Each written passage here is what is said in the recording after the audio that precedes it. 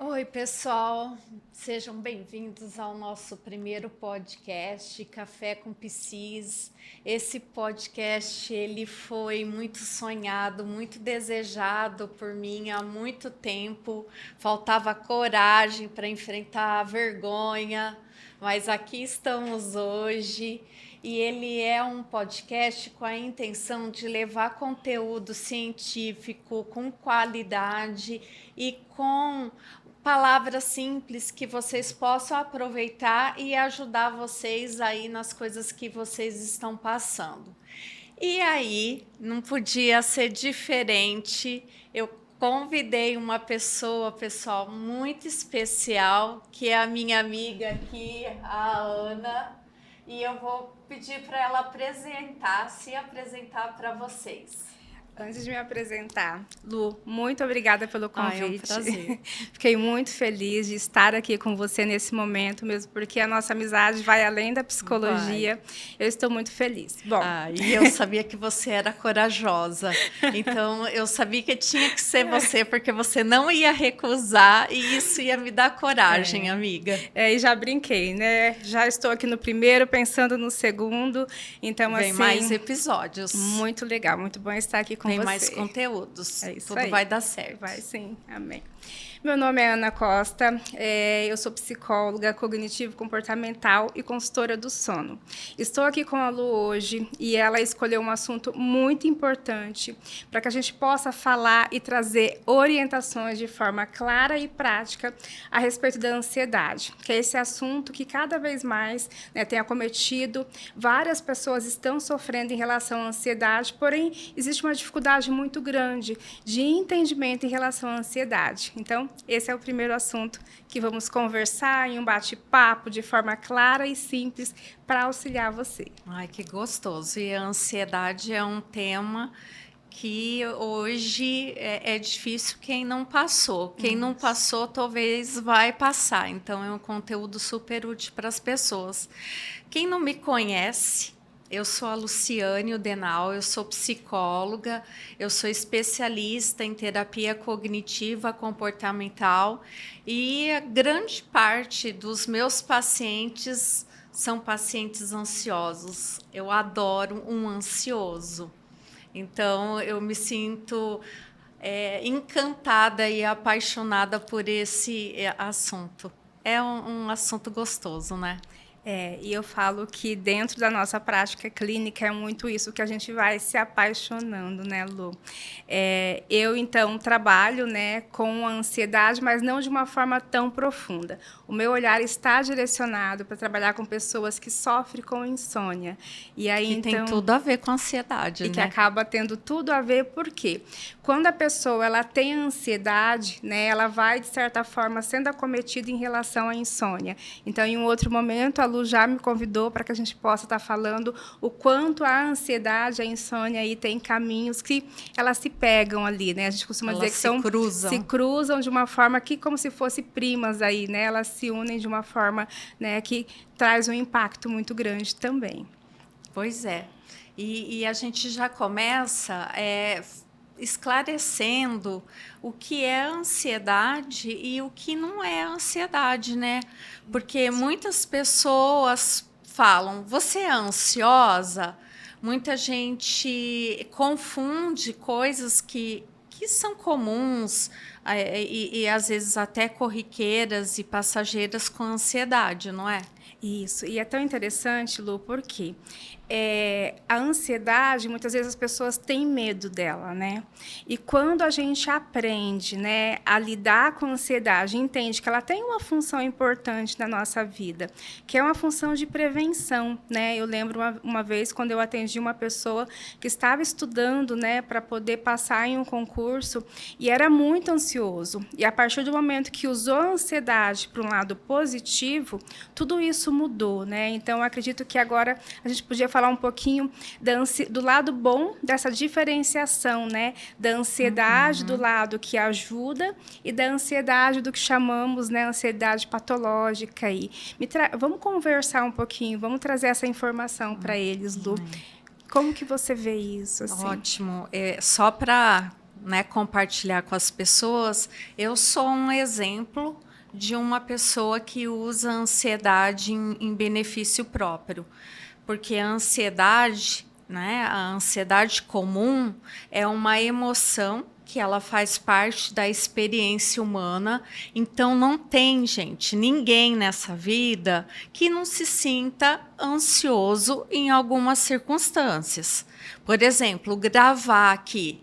Eu estou ansiosa, estava com aquela preocupação, será que vai ficar legal? Será que vão assistir, vão comentar, eu vou conseguir explicar? Então, a ansiedade me fez preparar o roteiro, fez me comunicar com você. Então, isso é ansiedade boa, é aquela ansiedade que gera energia. Agora tem, né, a ansiedade que é a ansiedade que a gente chama de patológica. Ela é uma emoção também, ela carrega, né, alterações fisiológicas, comportamentais, emocionais e físicas. Aí a gente está falando de uma ansiedade que muitas vezes vai trazer prejuízo, sofrimento, e trazer e vai acontecer com tanta constância que vai trazer prejuízo para a vida da pessoa. Então, nada mais é do que uma emoção. Só que muitas vezes vem em momentos que a gente fala, por quê? Não está acontecendo nada demais. Aí a gente está falando de um transtorno de ansiedade. E é tão interessante quando você traz essa diferenciação, porque às vezes as pessoas chegam na clínica já com um transtorno de ansiedade, sendo que nos primeiros sinais aí de ansiedade, quando ela busca um tratamento, ela tem chance de lidar com essa ansiedade, né, Lu? E esse é um dos nossos objetivos aqui, né? Levar a informação para que as pessoas, né, entendam isso e, a partir desse momento, comece a buscar tratamento. Mas, para as pessoas que já estão com transtorno também e não estão em tratamento, que elas possam entender a importância do tratamento, né? É isso mesmo. Então, a ansiedade, imagine, né, o nosso cérebro ele passou por várias evoluções. Mais ou menos 200 mil anos atrás, a gente não tinha essa parte aqui da inteligência, das conexões, da racionalidade. E nós contávamos com os nossos instintos de sobrevivência. E o medo era a emoção.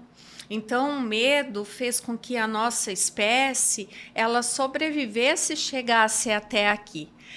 As situações, elas mudaram. Hoje nós temos segurança, a gente não mora mais numa caverna, a gente tem certas condições, conforto, porém o nosso cérebro continua o mesmo, né? Nós carregamos essa parte instintiva de sobrevivência, de alerta, mas trazemos também a nossa racionalidade.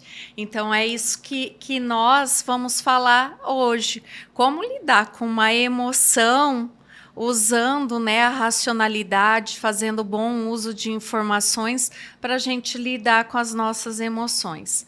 Então, a ansiedade, o transtorno de ansiedade, muitas vezes eu comparo com o alarme do carro, que às vezes ele está quietinho na nossa garagem, está tudo certinho, não tem perigo nenhum, só que ele dispara. E aí a gente fica sem entender. Por isso que muitas pessoas começam a ter medo da ansiedade. Falam, por que eu estou sentindo isso? E se eu estou sentindo algo que não está agradável, porque sentir ansiedade nem sempre vai ser agradável devido à intensidade dela, ela não vai entender. E aí vem os medos, né? O medo de se sentir ansioso. Você já sentiu medo de se sentir ansiosa? Sim, e o medo de sentir ansiedade, ele vai aumentando a ansiedade. Aí é o acúmulo de duas emoções, né? Você falou da questão do carro, né? E eu gosto muito de trazer a ansiedade pensando no termômetro, né? Porque quando o nosso filho, a gente sente febre, então a gente pega ali o termômetro e o que acontece, né? A temperatura do nosso corpo, ela vai subindo. E o termômetro, ele mede a temperatura da febre. Vai indicando, né? Vai indicando que essa temperatura está subindo. A ansiedade, ela tem esse indicativo, ela sobe. E da mesma forma que a temperatura do corpo sobe, a gente sabe que a temperatura do corpo baixa. E da mesma forma que a ansiedade sobe, a gente sabe que ela vai baixar. Então, quando a gente entende que ela sobe e que ela vai baixar, o medo, ele diminui. Se a gente fica com o entendimento que essa ansiedade vai subir e ela não baixa, o medo, ele potencializa. Então, a partir do momento que a gente lembra da temperatura do corpo, a gente já elimina o medo. Por quê? Porque daí a gente entende, a minha ansiedade vai baixar. A gente já conseguiu eliminar uma emoção aí. Opa, o medo aí, ele já não tem por que ficar aí. Porque ele sabe o quê? Que a ansiedade vai baixar, aí o medo, a gente já colocou o medo de lado. E aí o que acontece? Aí começa a lidar com a outra emoção, que é a ansiedade. Então, eu gosto muito de ter em mente, nesse momento de ansiedade, o quê? Lembrar do termômetro, lembrar da temperatura, que da mesma forma... Essa analogia é muito boa. Muito boa, né? Porque da mesma forma que a temperatura sobe, ela desce. Da mesma forma que a ansiedade vem de forma que ela eleva, ela vai voltar no normal, no equilíbrio também. Então, lembrar disso ajuda muito a eliminar o medo e depois tem que dar conta da ansiedade. Você tem essa analogia, eu acho maravilhosa. E o meu mantra, uma das coisas que eu falo para os meus pacientes, quando eles estão sentindo uma coisa desagradável, uma emoção desagradável, eu digo para eles, vai passar, vai passar. Né? E muitas vezes eu já repeti isso para mim mesma, né? Vai passar, vai passar, porque as emoções são passageiras, né? E elas têm um tempo e o nosso próprio organismo ele vai reorganizar e vai fazer aquilo se diluir. Mas é que quando a gente não está sentindo algo bom, a gente quer se livrar logo, né? É um desconforto, né? É um sofrimento e nós, é lógico, né? Não queremos, né, passar pelo sofrimento. Então, só fazendo um resumo, a ansiedade boa é aquela que não nos atrapalha, mas que ela vai dar energia suficiente para a gente ficar em alerta e se organizar, né? Eu gosto de dizer para os meus pacientes, se você tem uma prova, o que você vai ficar ansioso? Você vai se preocupar em estudar, em fazer os exercícios, em não perder o horário. E a ansiedade, né, patológica, aí um transtorno de ansiedade precisa ter frequência, né? Ou seja, aquela sofrimento, aquela emoção, ela precisa te visitar com frequência, com intensidade e trazer sofrimento para as pessoas. Então, às vezes, todo mundo fala, né? Nossa, eu sou ansioso, mas nem todos têm um transtorno de ansiedade. Isso. E aí, sempre avaliar que, assim, no primeiro momento, a ansiedade vai parecer um prejuízo, mas está muito de acordo com o que a Lu falou. E é claro, para poder entender se já está de acordo com o transtorno, precisa passar por uma avaliação de um profissional. Isso mesmo, pessoal. Eu sei que a gente fica aí, né, se autodiagnosticando. Eu também faço isso, confesso para vocês, mas não dá para fazer um autodiagnóstico sério olhando vídeos na internet, né? Então, é importante vocês passarem por avaliação de um psicólogo ou de um psiquiatra. Tem hoje um dicionário de saúde mental que classifica os sintomas, que organiza e traz, né, informações para a gente avaliar. Então, em torno, né, aí de acho que é uns 9, 10% da população tem transtorno de ansiedade. Isso, E baseado nisso, tem todo um critério que a gente avalia em cima do DSM, em cima da nossa experiência clínica, em cima de uma avaliação do histórico de vida. Tem uma questão genética também, baseado às patologias. Então, não é algo isolado, né, de responder algumas perguntas ou identificar alguns sintomas que vocês vão entender um diagnóstico. Tem muitos fatores que envolvem isso. O nosso objetivo em trazer informações é para que vocês entendam que, se vocês percebem que existe algo em algum prejuízo, vocês vão procurar um profissional para poder entender um pouco mais. Então, é para facilitar a informação cada vez mais para vocês.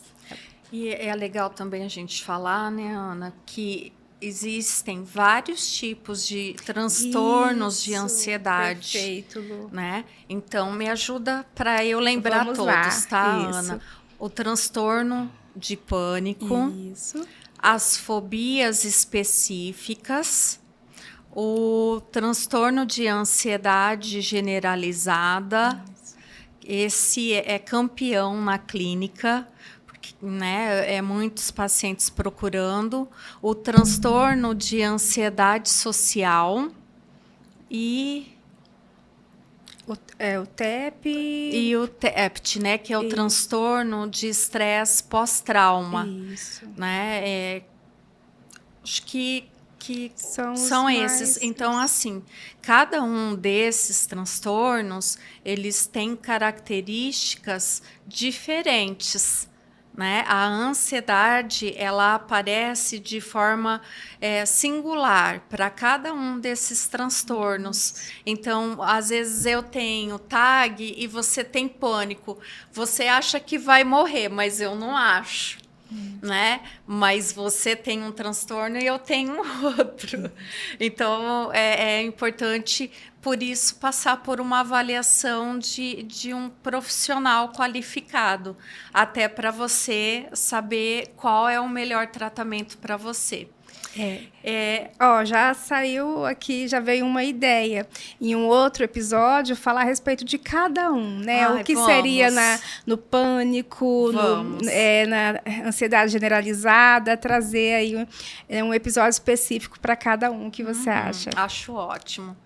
Acho bacana. Legal. E eu queria também lembrar que há uma tendência em 4 pessoas que nascem, uma já nasce mais predisposta a ser ansiosa. Geralmente aquela criança que se assusta com tudo, que chora fácil, que demora para se consolar, e a gente nem sabe o porquê. Você acha que você era uma dessas? Eu acho que eu era. Dessas bem acelerada. Olha, sabe que, falando assim, eu acho que eu era mais tranquila. Ai, que bom, amiga. Então, nós não sabemos por quê, mas provavelmente há fatores genéticos relacionados a isso, né? Eu costumo brincar com meus pacientes que a vantagem deles terem um transtorno de ansiedade, eu não tenho. Mas é que se tivesse numa floresta e a gente na caverna, quem iria sobreviver seria eles, e eu provavelmente viraria comida de bicho. É bem isso, né? Porque a ansiedade, ela traz essa ação, essa movimentação. Ela traz todo esse agir que muitas vezes, até se a gente for avaliar, né? Uma pessoa, quando ela tem a depressão e a ansiedade, traz muito aqui os dois opostos, né?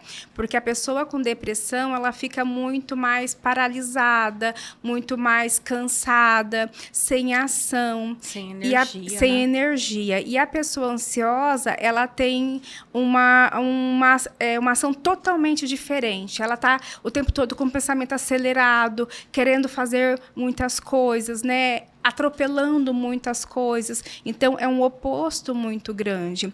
E aí, o que ela precisa? Ela precisa aprender a administrar tudo isso. Quando ela aprende a administrar tudo isso, eu brinco que é sucesso garantido. É isso mesmo. Então, só para a gente ir entendendo, né, nós temos fatores genéticos, então, filhos, né? Pessoas que têm pais ansiosos, provavelmente vai ser também um ansioso, mas como se diz, genética não é destino, né? Mas tem grande influência. Então, nós temos os fatores genéticos, nós temos o nosso temperamento, que isso também nós herdamos, e aí nós temos os fatores ambientais. Sim. E aí é como se fosse uma receita de bolo, né? Isso. Ninguém faz bolo só com manteiga e ovo. Isso. Precisa de ter vários ingredientes para o bolo sair bom. E o transtorno, ele precisa da junção desses fatores. E aí somados é que gera os transtornos de ansiedade. Isso. E aí muito pautado também com essa questão de alguma situação dentro de um trauma. Uma coisa que eu gosto muito de trazer como um ponto, até para não vir com essa questão de um peso muito grande em relação aos pais ou às situações vividas, né? Não é o que fizeram com a gente, é o que fazemos com o que fizeram com a gente. Porque senão é muito fácil eu viver a vida dizendo assim, é que eu nasci em uma família pobre, por isso eu não estudei. É que eu nasci em uma situação de risco. Eu apanhei. Por isso que eu bato no meu filho, porque eu cresci apanhando. Então, a partir do momento que eu entendo que aquilo não foi bom para mim no passado, eu posso ter a oportunidade de construir algo diferente na minha vida, no meu presente. E a partir disso eu entendo, ok, eu nasci em um contexto ansioso, em um contexto depressivo, que me fez muito mal, ok. Mas o que eu posso fazer daqui para frente? É a lente, né? É a lente que nós usamos. E o ansioso, ele tem essa tendência a ser mais catastrófico, né?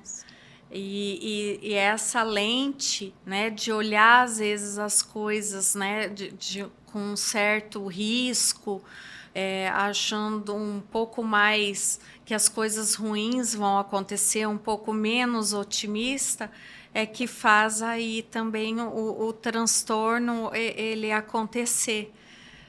A maneira como ele vê a si mesmo, como se vê os outros e o mundo, que faz ele também ficar aí nesse loop da ansiedade. E esse é o primeiro passo, né, amiga? Poder olhar e falar, ok, é assumir, realmente. Eu sou uma pessoa ansiosa e eu preciso, a partir daqui, ter um olhar diferente disso e sair do papel de vítima, né? É isso mesmo. E o bom, né? Que a genética nós não mudamos, mas o temperamento a gente aprende a lidar e o ambiente também. E é por isso que tem tantos bons tratamentos para a ansiedade. Quem nasceu mais ansioso não precisa viver uma vida ansiosa, né? Isso. Tem alternativas. E muda-se a filosofia da Gabriela, né? Eu nasci assim, vou morrer assim.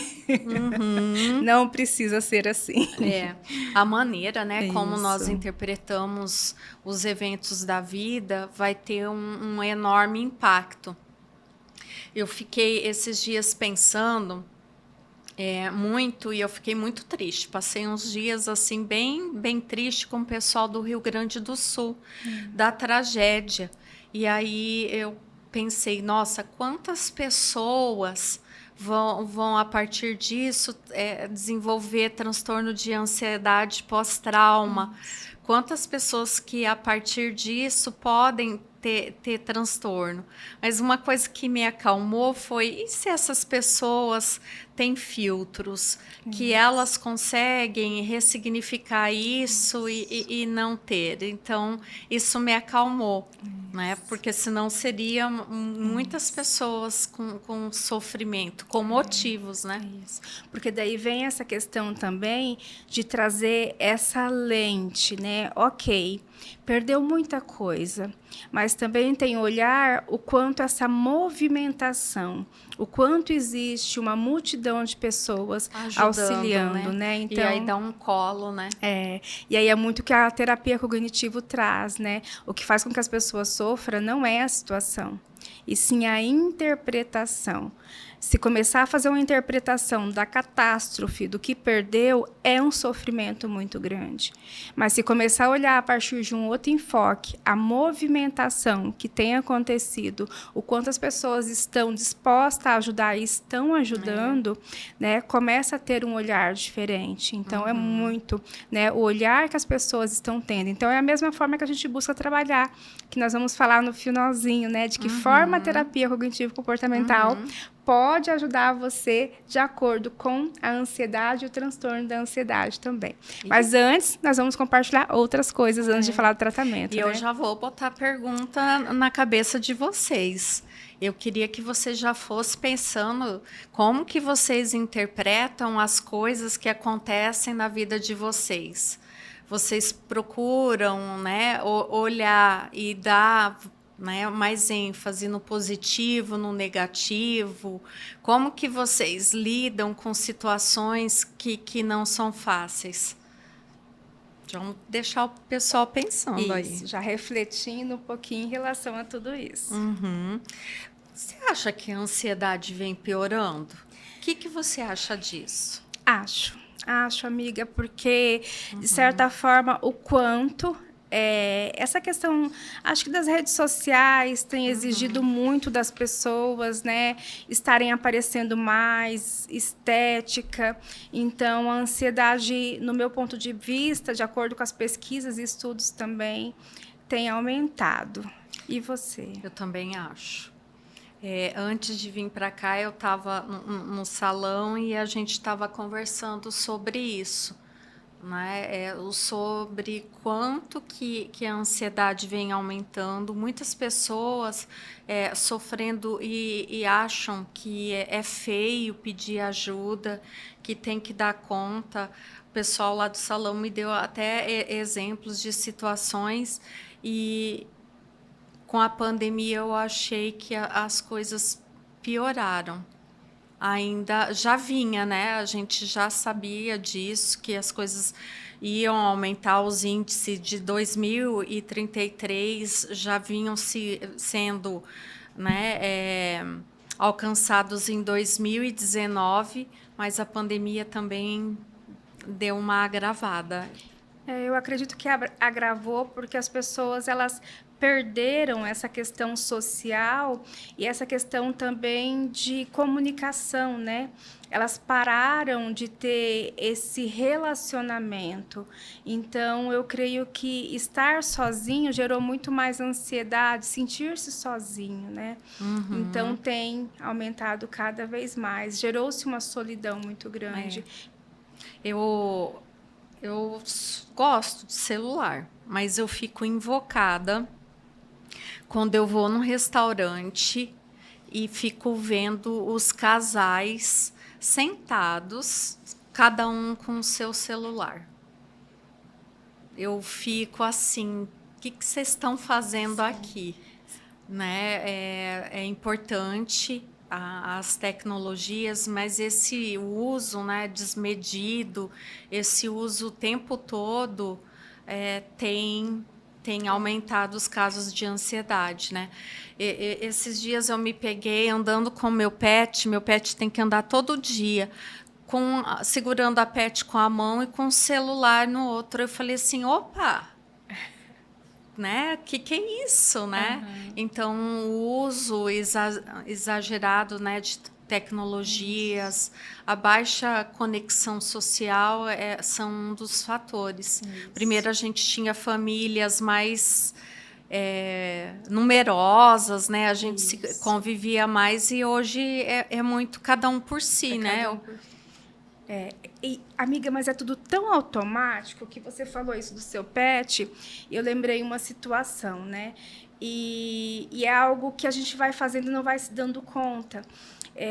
Eu lembro que eu estava andando, dirigindo, parei o carro, eu tinha um monte de coisa para fazer, meu filho estava do lado, e aí eu catei o celular e comecei a responder. Aí o meu filho falou assim, mãe, tem um cara fazendo uns gestos que eu não tô entendendo. Aí eu falei assim, o quê? Aí ele falou assim, tá fazendo uns gestos, tá fazendo uns negócios. Aí eu, hã? Aí na hora que eu olhei, era o cara, Afilandou. o guardinho de trânsito, fazendo assim, ó, pra mim. E aí eu larguei o celular e fiz assim pra ele. E aí meu filho até hoje lembra da cena e fala. E aí eu falei assim, meu Deus, não pode, por mais que o sinal tá fechado. E a partir daquele momento, eu parei de fazer isso. O que acontece? A gente fica com tanta coisa para fazer que para o sinal, o que a gente quer? Então, assim, é a ansiedade de querer fazer um monte de coisa ao mesmo tempo. E aí até hoje é muito engraçado. Toda vez que para o sinal, vem na mente. Não, né? E aí assim, então o que fica? A gente vai entrando no automático e vai ali fazendo as coisas de forma desnecessária. O que precisa? Opa, peraí, eu quero receber uma multa? Não quero. E gente, um monte de gente faz isso. Aí quando eu paro o carro e vejo alguém mexendo, eu falo, deixa o guardinha ficar assim pra você, nunca mais você faz isso. Olha, ainda bem que eu nunca nem o guardinha me pegou. Cuidado, né? Não, e foi muito engraçado que o Japão falou assim, mãe, o cara tá fazendo um sinal que eu não tô entendendo. O cara tava assim, e eu larguei. Por favor, né? Por favor, não. O meu fiscal dentro do carro é minha filha. Ela faz. Ela é a fiscal. Ela fala, mãe. Aí tem dia que eu coloco na bolsa, porque a tentação é tão grande, né? E a ansiedade. Tipo assim, não dá pra chegar em casa pra responder. O mundo não vai acabar, né? Sim, né? Mas agora eu tô com o trauma do guardinha. Gente, mas eu penso assim, ele não tava estressado demais? Vamos incluir ele no tava DSM. Ansioso. Ele tava ansioso. Trauma do guardinha. Gente, ele tava assim, ó. Eu larguei o celular e fiz Ai, é cada coisa, né? Demais, gente. Outro fator que contribui para as pessoas estarem muito, né, ansiosas é também o estilo de vida, né? Comer porcaria, não fazer atividade física. Eu acho que a gente está se esquecendo que nós somos uma espécie, né, que subia em árvore. Sim. Que fazia longas caminhadas, que não comia a qualquer hora. Gente, ainda nós temos o nosso lado primitivo. E aí a gente faz pouca movimentação de exercício, muito estímulo. Sim. E quer ter vida boa, né? Aí a conta não fecha, né? Mas compra na Genevita. Meu Deus, né? Aí a gente não vai ter saúde mental. E aí tem fatores, né, externos que ajudam o nosso sofrimento. Então, assim, situação econômica. Né? O Brasil é considerado o país mais ansioso do mundo. Né? O que pode explicar isso? É o jeito do Brasil, sempre a economia mudando.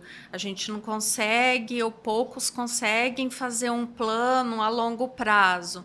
Né? A política sempre oscilando.